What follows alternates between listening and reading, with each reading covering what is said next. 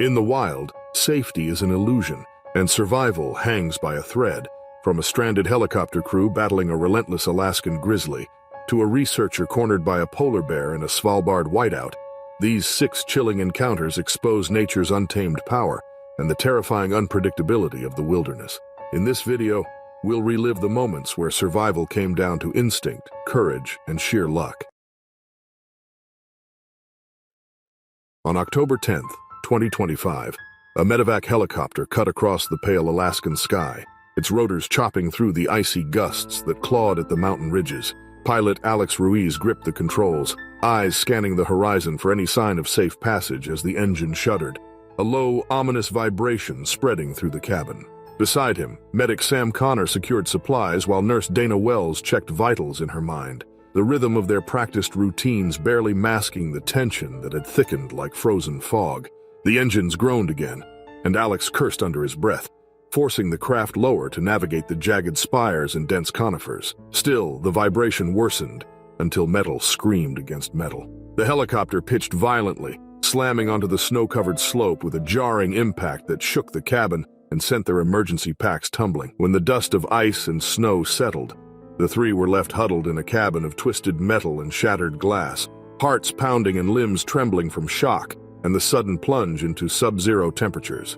Alex's hands were raw and numb as he assessed the damage.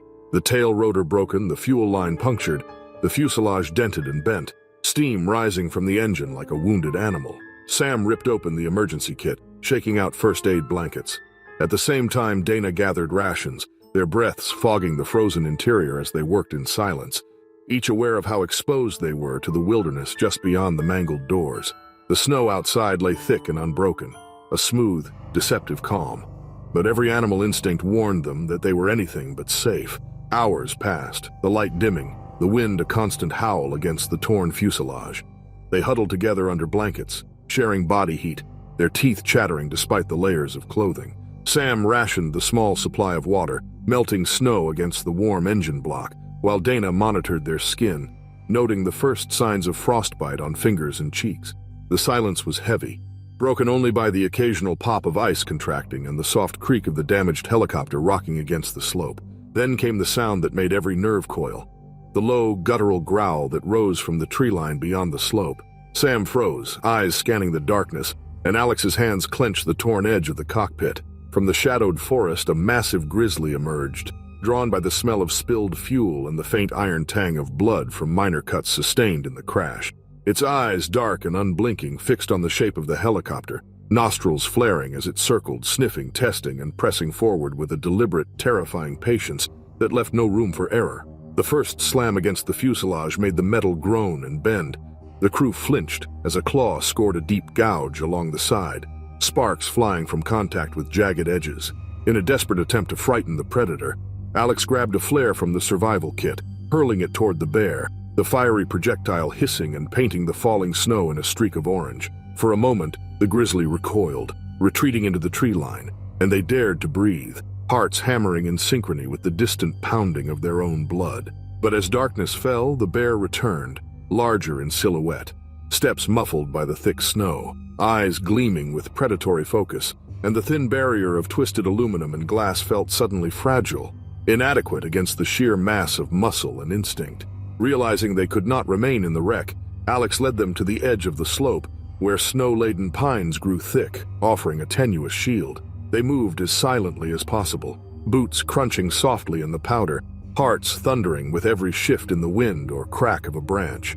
They huddled beneath the lowest branches, pressed together for warmth, breath mingling in white clouds that quickly froze on their eyelashes and eyebrows. The bear circled nearby, growls rumbling through the still air, nosing at the ground and occasionally lunging toward the rusting fuselage, as if aware that its prey had slipped beyond immediate reach.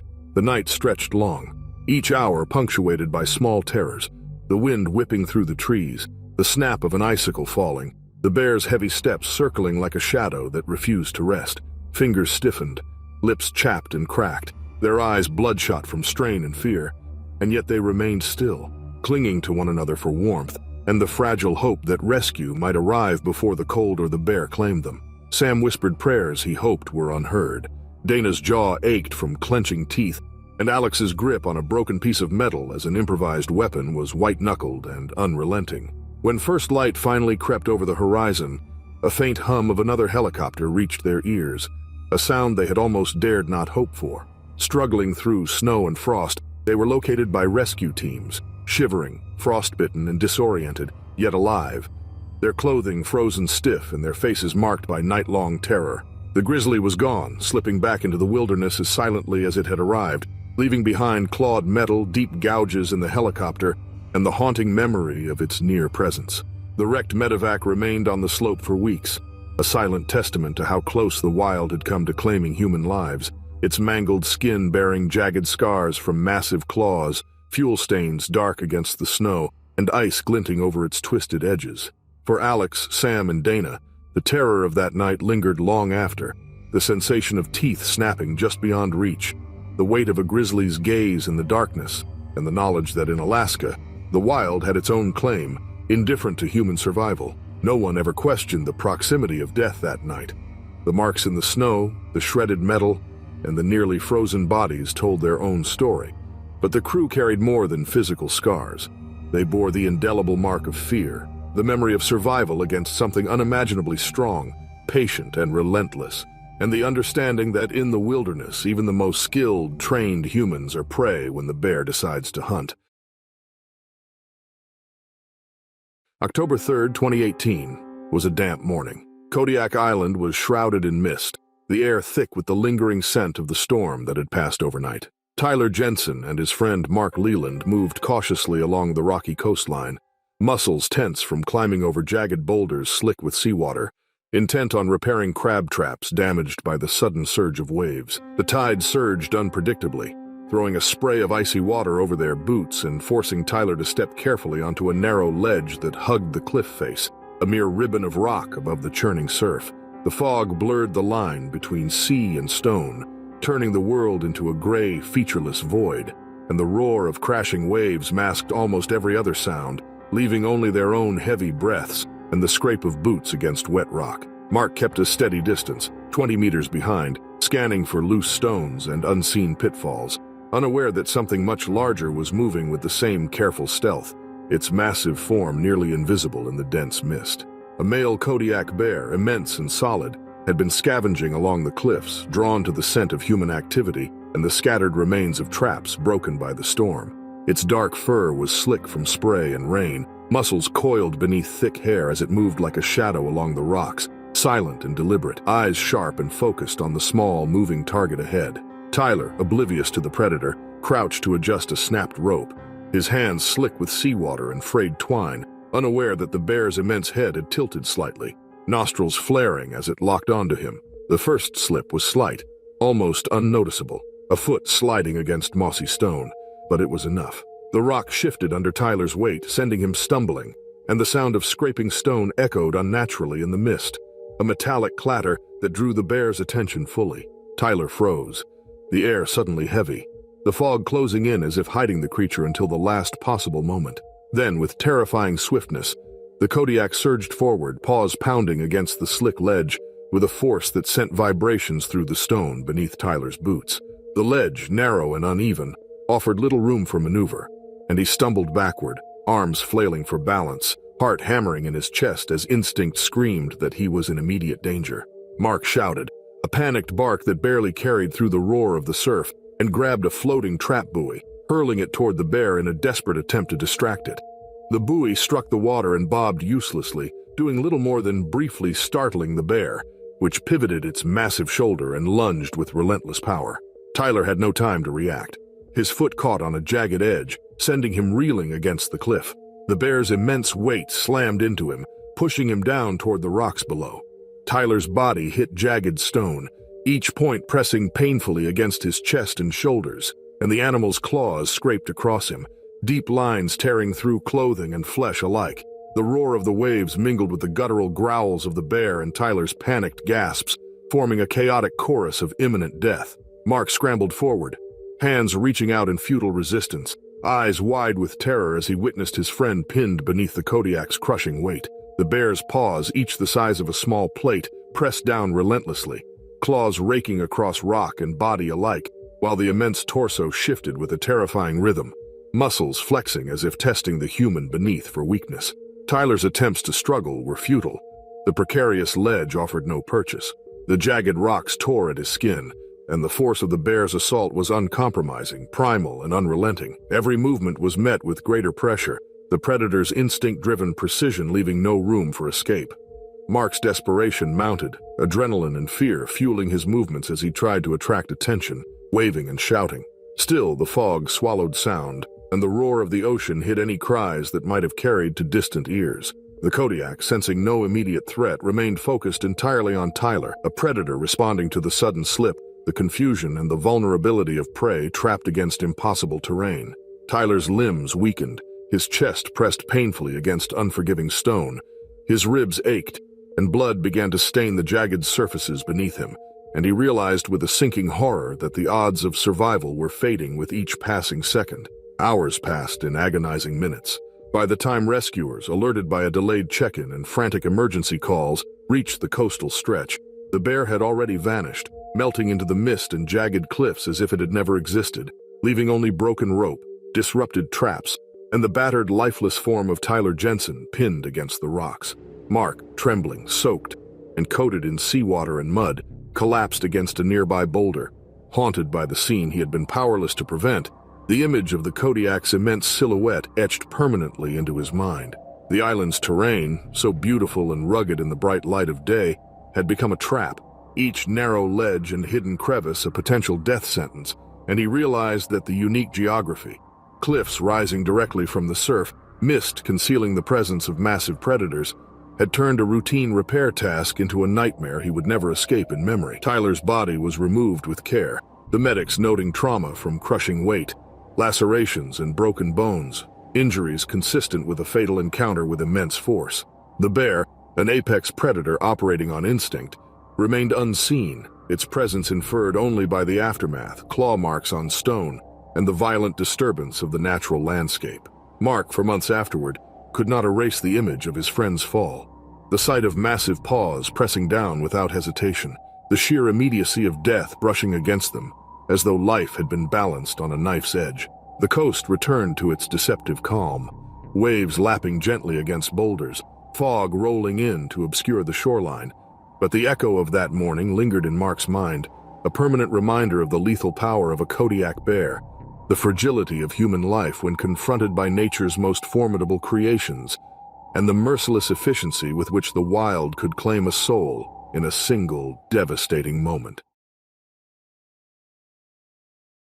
On the evening of September 14, 2025, Daniel Keene navigated the narrow dirt road that led to a small, family-owned apple orchard in rural Vermont, the fading light of dusk casting long shadows across rolling hills and dense stands of maple and oak. As a wildlife rehabilitator, he had been called in by locals who reported nightly visits from a bear raiding the orchard, leaving a trail of crushed fruit and broken branches in its wake. Daniel expected nothing more than a scavenging black bear, a minor nuisance that could be guided back into the wild with a little patience and deterrence. Still, the air was heavy with humidity and tension, carrying the subtle scent of apples mixed with the damp earth and fallen leaves. He parked his vehicle at the edge of the orchard and stepped into the shadowed rows, headlamp cutting a thin beam through the growing darkness. His backpack contained noise deterrents, small air horns, and a collapsible baton, along with first aid supplies just in case, though he had never imagined needing them for anything more than a minor scratch. The orchard was silent at first, the usual evening chorus of crickets and rustling leaves seeming muted, as if nature itself had paused in anticipation. Daniel moved cautiously, eyes scanning the trees and ears listening for the telltale sounds of branches creaking or fruit thudding to the ground. He reached a row of older trees, their trunks gnarled and low-hanging limbs heavy with ripened fruit. The smell of apples was overwhelming, tangy and sweet, mixed with the faint musk of animal presence. It was then that he heard it, a soft, deliberate crunch of branches above. Daniel froze, heart rate quickening, eyes tracing the dim light upward, and saw the dark shape perched high in the branches, a young black bear, no more than 3 years old, its jaws moving as it gnawed on an apple, oblivious to the human below. Daniel shifted his stance, weighing his options. He clapped sharply, intending to startle the bear into retreating toward the woods. The sound echoed across the orchard, and for a moment, The bear's ears twitched, eyes widening, and it teetered awkwardly on the branch. The limb cracked under its weight, a sudden splintering sound that made Daniel lurch backward instinctively, and the bear slipped. It fell in a chaotic blur of limbs and fur, crashing through smaller branches and landing heavily on the apple-strewn ground. Fear and confusion took over instantly, the bear's instincts flaring as it scrambled upright.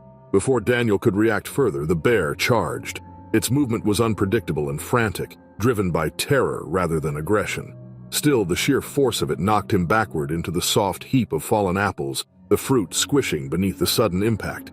Daniel's arms flailed for balance, but the bear's massive paws connected with his shoulder and legs, wiping and batting in a chaotic rhythm, each impact sharp and painful, claws grazing his flesh and tearing shallow cuts that bled into the rotting fruit beneath him.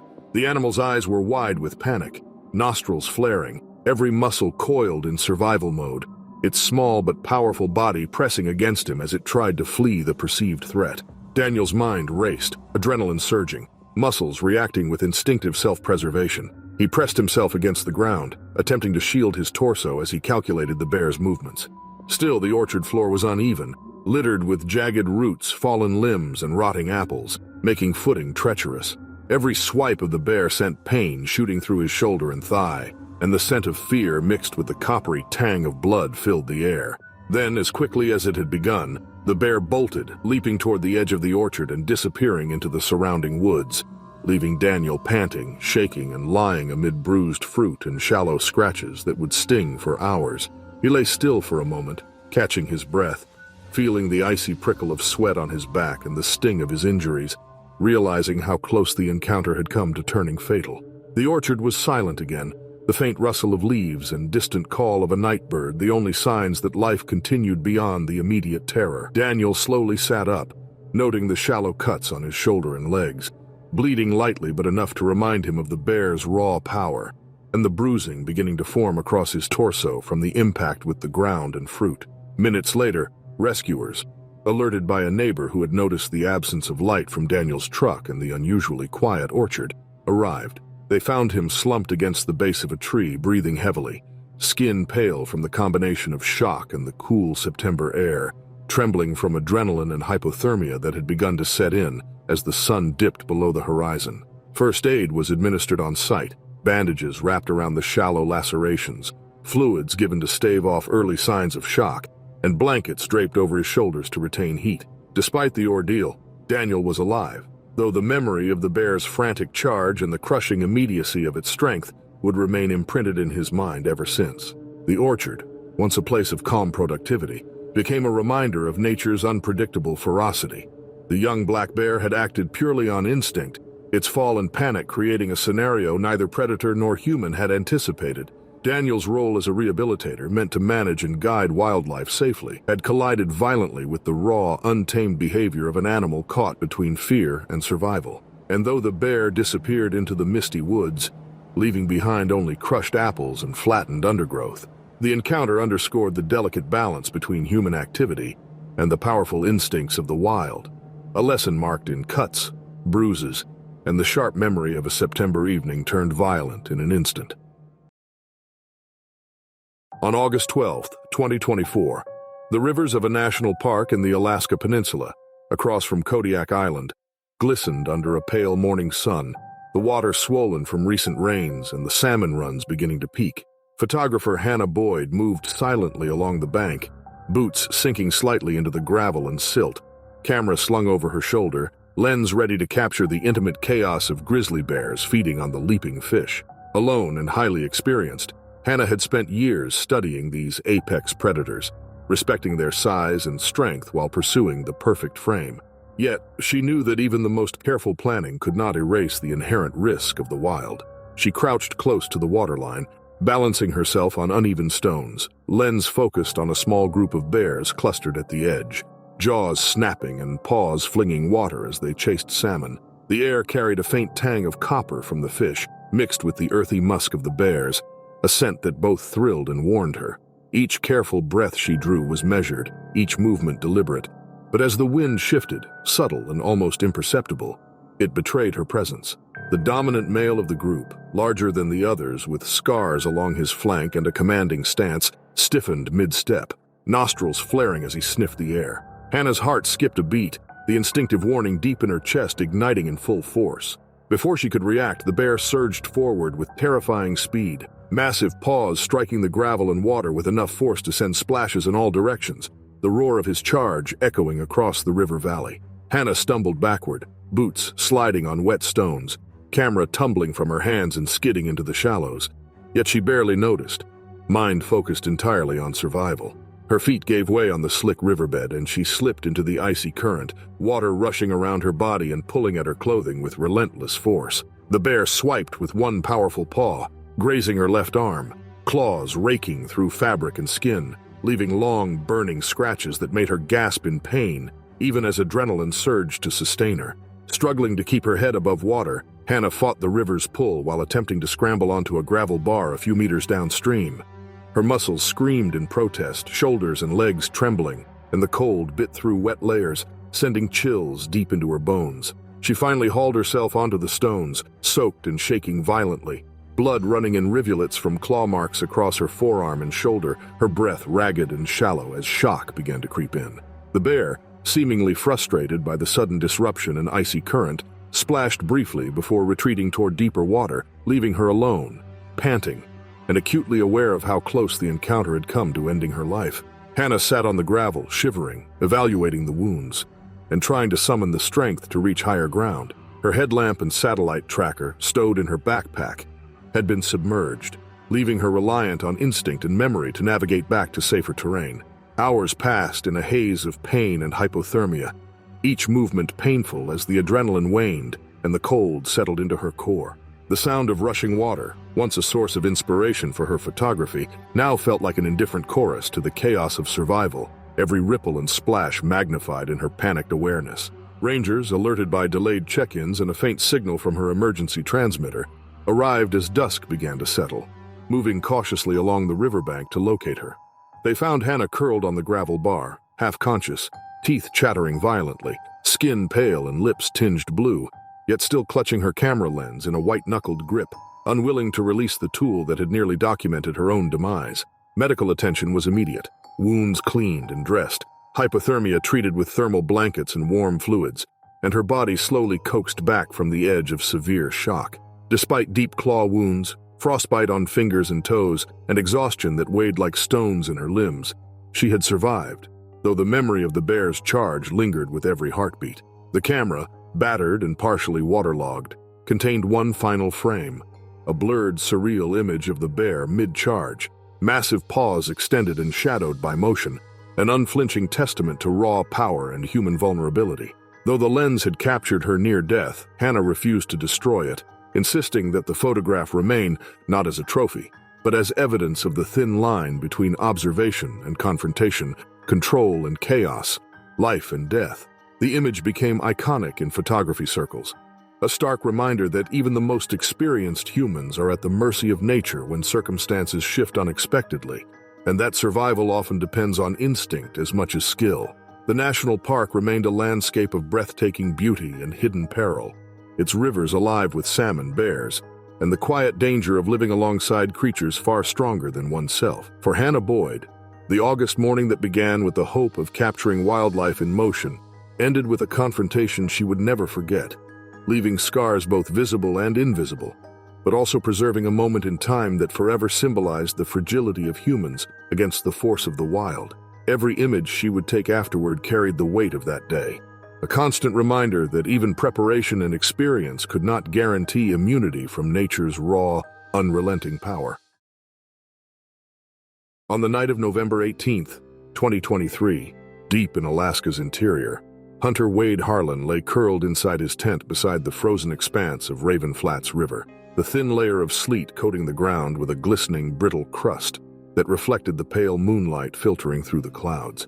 The interior of his small canvas shelter smelled faintly of smoked meat from dinner, lingering on his coat and gear, a scent that would prove irresistible to the wilderness beyond. Wade, exhausted from a day tracking moose and checking snares, fell into a restless sleep, unaware that he had drawn the attention of one of the largest predators in the area. Outside, the wind whispered across the flats, shifting snow and ice with a soft hiss, carrying the faint, tantalizing aroma of human food across the open landscape. Hours passed in cold, uneasy silence. The sleet thickened, pelting the tent in a steady rhythm that drowned most other sounds, masking the approach of something massive. Wade stirred in his sleep, muscles tense under the weight of unconscious caution, when a low pressure against the tent wall sent a shiver through the canvas. The poles groaned under the unexpected force, bending inward slightly, and a guttural snuffle vibrated through the fabric. It was slow at first, deliberate, testing, but then came a sudden tearing of canvas as claws ripped along the material, sharp and unmistakable. Wade awoke with a start, heart hammering, every instinct screaming danger. The sound of claws striking frozen ground outside the tent was deafening against the storm of sleet, each impact reverberating like thunder across the flats. Adrenaline surged through him as he kicked free of his sleeping bag, muscles stiff from cold and fatigue, and scrambled for the flare in his pack. The bear pressed harder, the canvas stretching and tearing with every shift of weight, as if the predator were testing the limits of its barrier. With a shaking hand, Wade fired the flare through the torn canvas. The explosion of light and noise illuminated the immediate area in harsh orange and red, painting the sleet in vivid streaks, and exposing the bear's massive silhouette for an instant before it recoiled, startled, and crashed backward into the brush beyond the immediate clearing. The roar of the animal echoed across the frozen river, mingling with the splatter of sleet and the snap of broken branches, and Wade stumbled, limping from a bruised shoulder and arm, heart pounding as he pushed himself through the shredded flap of the tent. Outside, the storm of sleet blurred the landscape, each step treacherous on icy patches and scattered debris. The bear moved through the darkness with power and purpose, its massive body disappearing into the shadowed trees lining the edge of the river flats, leaving only the chaotic aftermath of its sudden intrusion. Wade took stock of his surroundings. The tent was shredded, poles broken, sleeping bag torn and wet, gear strewn across the frozen ground, and the scent of blood. His own shallow scrapes from claws against the canvas, mingled with the residual tang of smoked meat that had drawn the animal in.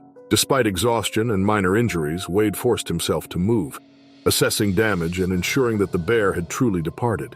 The sleet continued to fall, masking tracks and muffling sound, leaving him with a surreal landscape of chaos and quiet. The predator's passage marked only by flattened snow, broken branches, and the torn remains of his temporary shelter. Hypothermia threatened as he trudged through scattered gear, body shivering uncontrollably in the frigid air. Still, awareness of his near encounter kept him moving, forcing him to maintain balance on the slippery, uneven ground. Hours passed, the night stretching longer than memory should allow, each sound amplified in the darkness: the cracking of ice, the whistle of wind through trees, the distant howl of a wolf. Dawn eventually crept across the horizon, painting the frozen flats in pale light that revealed the full extent of the destruction. Rescue teams, guided by radio and an emergency beacon Wade had managed to activate, arrived at first light. They found him limping toward a snow-dusted path, bruised, bleeding lightly from shallow claw scratches, eyes wide with exhaustion and relief. The chaos of the night etched across his face and body. The bear was gone, leaving only footprints disappearing into the forest, a flattened and shredded tent, scattered gear, and the lingering reminder of raw power and territorial assertion. Trackers later concluded that the bear's actions were not motivated by hunger. Rather, it was claiming space that Wade had unknowingly occupied, asserting dominance over territory it had patrolled for years. The intrusion was sudden, violent, and unprovoked by human interference beyond the innocent presence of food and shelter. For Wade, the night on Raven Flats left lasting impressions. Every broken pole, torn canvas, and flattened patch of snow carried the weight of a close encounter with nature's unrelenting authority. Even long after recovery, he remained haunted by the sensation of claws scraping against fabric and flesh, the thundering impact of massive paws, and the knowledge that survival depended entirely on instinct, courage, and split-second reactions. The event served as a sobering reminder of the precarious balance between humans and predators in Alaska's interior, and the humility required when entering spaces claimed by forces far stronger and more experienced than any one person. The frozen river, the flattened sleet, and the wrecked campsite remained a stark testament to that night, a place where the wild had asserted its dominance and reminded all who dared enter it of the fragility of human life against the untamed power of a grizzly. Wade would return to hunting, but the memory of November 18, 2023, remained vivid. The lightning-fast charge, the thrum of claws against frozen ground, and the searing awareness that, in the Alaskan wilderness, survival was never guaranteed, no matter the skill, experience, or caution of those who wandered into the shadows. On the morning of March 2nd, 2021, the northern edge of Svalbard was swallowed in a drifting whiteout, the sky and ice merging into a featureless expanse of gray and white, while the wind howled across the frozen fjords, carrying jagged flakes that cut at exposed skin and froze on contact with layers of clothing. Wildlife researcher Elena Rykov maneuvered her snowcat carefully across the brittle ice, scanning the horizon for the faint outline of the remote buoy she was sent to inspect. Behind her, several hundred meters back, her colleague Tomas followed in a second snowcat, maintaining a cautious distance in the blizzard, trusting in visibility that barely existed, and instinct honed from years of Arctic research. Elena stopped at a shallow crevasse where the cable to the buoy had frozen solid in the sub-zero temperatures. She crouched, hammering at the metal with gloved hands, breath fogging in the icy air, unaware of the massive shadow moving with predatory patience just beyond the drift. The snow whipped against her face and jacket, muffling nearly all other sounds. Still, Thomas, scanning from a distance, saw movement in the undulating snow ridges, a massive polar bear, almost invisible against the storm's swirl, rising like a phantom from the ice. Its bulk, powerful and deliberate, moved forward with terrifying silence despite the howling wind, muscles coiled under thick white fur, eyes fixed on the researcher below. Elena adjusted the cable one final time, then rose to climb back into the cab, unaware of the approaching danger. Her boots struck uneven ice, slipping on hidden ridges, and she staggered, losing precious seconds. Tomas's heart leaped as he realized the bear had spotted her. Its instincts, triggered by movement and scent, carried weakly on the storm-driven wind. He shouted warnings, but the wind stole his voice, scattering it across the frozen plain, leaving only a muffled echo that could never reach her in time. The bear charged, the immense paws pounding the snow, sending clouds of ice and powder into the air. Elena stumbled backward, arms flailing to regain balance, the snowcat's cab a tenuous barrier between her and the raw force of the predator. She tried to leap into the driver's seat, but the uneven ice caught her foot, and she pitched sideways, her body slamming into the rigid frame with a jarring impact that knocked the wind from her lungs. The bear followed instantly, swiping and toppling the snowcat with a surge of sheer mass and strength, pinning Elena beneath the crushing weight of its bulk. Thomas scrambled, sliding his own snowcat to the edge of the site, eyes wide, stomach twisting as adrenaline surged through him. He radioed frantically for help, his voice barely audible over the storm, words broken and distorted by wind and ice, the signal scrambling before it could reliably transmit their location. The blizzard stretched time into a slow, torturous ordeal, each second an eternity as he watched helplessly, frozen and unable to reach her, the scene unfolding with a clarity that would never leave him. Hours passed in the relentless whiteout. The bear, confused by the storm and the unfamiliar machinery, eventually shifted slightly, giving Elena a fleeting chance to move. But the damage was already done. Blunt trauma from the toppling snowcat and exposure to the Arctic cold had overtaken her body. Despite Tomas's efforts and the eventual arrival of a rescue helicopter, she had succumbed. The helicopter's skids ground into the snow, rotors slicing through the storm, and the rescuers moved quickly to assess the scene. The wind tearing at their gear and making each step precarious, but it was already too late. The polar bear had vanished into the swirling drifts, leaving behind only deep tracks across the ice and a haunting reminder of the raw, unpredictable power of Arctic wildlife. Tomas, shaken and near hypothermic, recounted every movement, every fraction of a second in vivid detail. The subtle shift in the wind, the sudden awareness of a shadow moving against the snow, the staggering force of the animal as it struck, and the helplessness of witnessing such a tragedy unfold in near silence, drowned out only by the storm. The ice and snow around the site remained untouched except for the scars of the event, the toppled snowcat, furrows in the frozen surface where massive paws had pressed, and scattered equipment frozen stiff in place. Even the rescue team, highly experienced in Arctic operations, noted the precision with which the bear had navigated the terrain, demonstrating an instinctive understanding of both predator and environment that left no room for human error.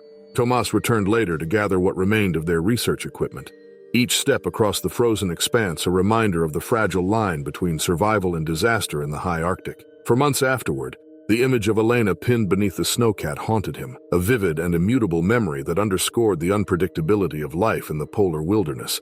The whiteout had concealed the bear until the last moment, the storm magnifying the sense of isolation, danger, and powerlessness. And Tomas knew that even extensive preparation, experience, and caution could not guarantee safety against forces of nature so immense and instinct-driven. The northern edge of Svalbard, pristine and awe-inspiring, remained a place of beauty shadowed by danger. The storm continued to rage long after the rescue, drifts forming over tracks and remnants of the encounter, hiding them from sight but never from memory. Tomas, frozen and shaken, carried the weight of witnessing the tragedy, a reminder that even those trained to coexist with wildlife could be rendered helpless when conditions shifted, when instinct collided with circumstance, and when the wild claimed its moment. The polar bear wandered off, disoriented but unharmed, and the stark reality remained. In the Arctic, humans are fragile, prey to environments and creatures that are both magnificent and merciless.